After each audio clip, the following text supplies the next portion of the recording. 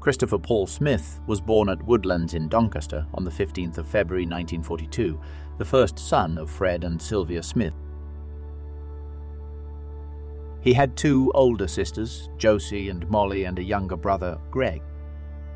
They were a very close family, and unfortunately, Chris was the last surviving member of the group.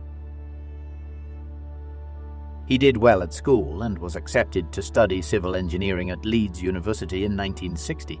Engineering proved to be his vocation. Whilst there, he made some good friends and spent some summers hitchhiking around Europe, including France, Italy, and Switzerland. He came to Middlesbrough in September '63 to start work in the engineering department of the council and proved to be very good at his job.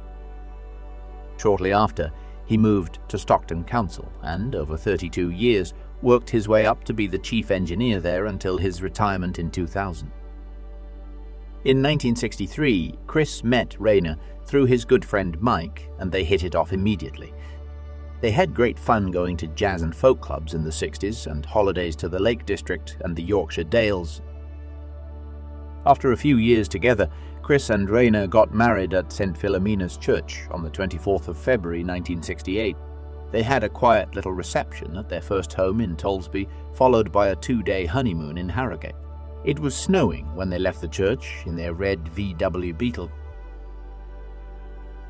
In July 1970, their eldest son Philip was born, followed by James in '74 and Matt in '78. During this time, they moved to Mosswood Crescent in Acklam and extended the home as their family grew.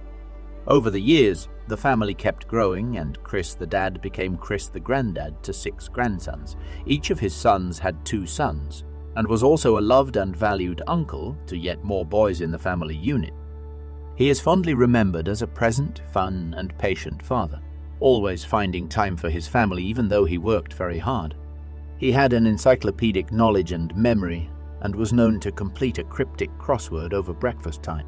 Happy in his own company, he loved nature and walking in the hills. It matched his calm and attentive temperament. So in his retirement, he could often be found playing bowls or hiking, reading crime novels, or playing cards on a Friday night at the club. He was an intrinsically positive man, rarely in a bad mood, dignified and diligent, humble and warm, intelligent and stoic. Perhaps this was one of the reasons he made such a lasting but gentle impact on people, not least in the Scouts. He started there as a helper and ended as group scout leader 15 years later.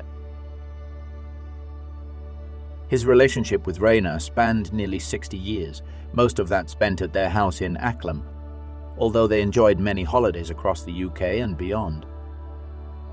Over those years, they made strong roots in their local community, neighborhood, and church. Unfortunately, his health declined after a stroke in 2014, and he died 8 years later on the 26th of July 2022.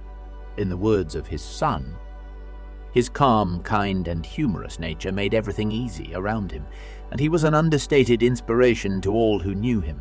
He will not be forgotten.